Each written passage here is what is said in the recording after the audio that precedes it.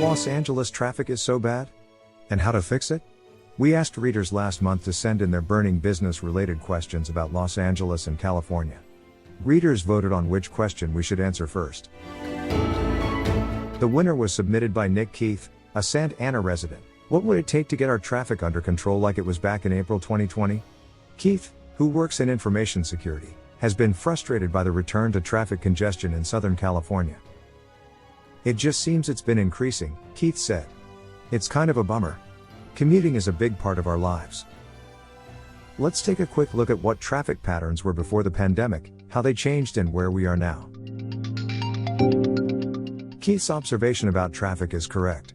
As my colleague Andrea Chang reported last month, traffic surged even before California's official economic reopening on June 15, returning to near normal levels in Los Angeles and beyond.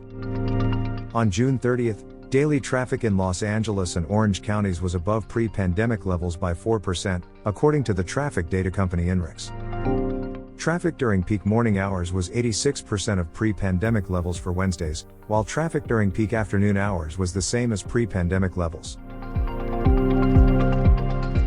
The most extreme increase in traffic based on June 30th's data was observed during off-peak hours, during which INRIX found traffic to be 14% higher than pre-pandemic levels. This may point to the flexibility of people who are still working remotely. Leisure travel has also largely boomeranged back to pre-pandemic levels.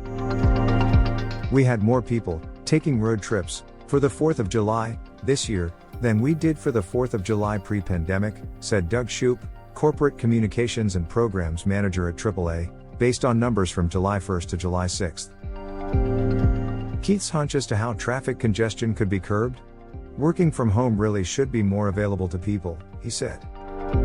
More robust public transportation would also help, he said. If I were to take a bus from my house in Santa Ana up to LA, you're looking at almost 3 hours. The infrastructure is not there. Digging into Keith's question brought to light another issue. Do we even want to return to April 2020 traffic levels?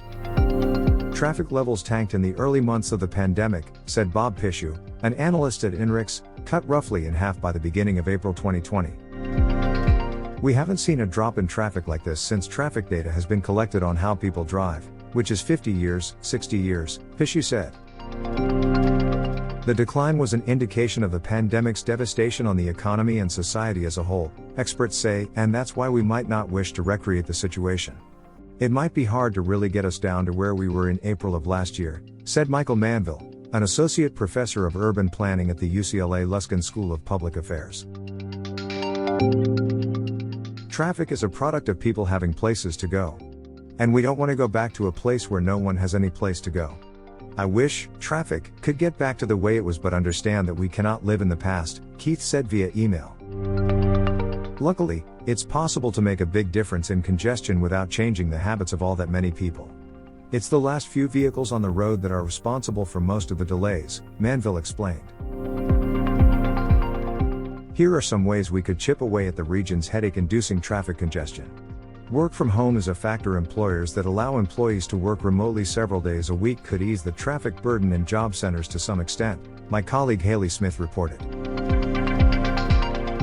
She noted that at least 70% of U.S. workers say they would prefer to switch to a hybrid work from home schedule or stay remote full-time, according to a recent survey by the Society for Human Resource Management. Based on the pandemic experience, it is estimated that 1 in 3 workers could do their jobs entirely from home, Times editorial writer Carrie Cavanaugh wrote in June.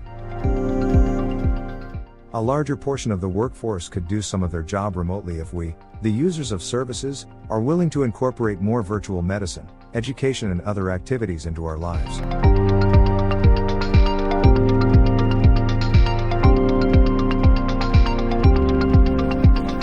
The following video is proudly brought to you by Jabaar Film Production.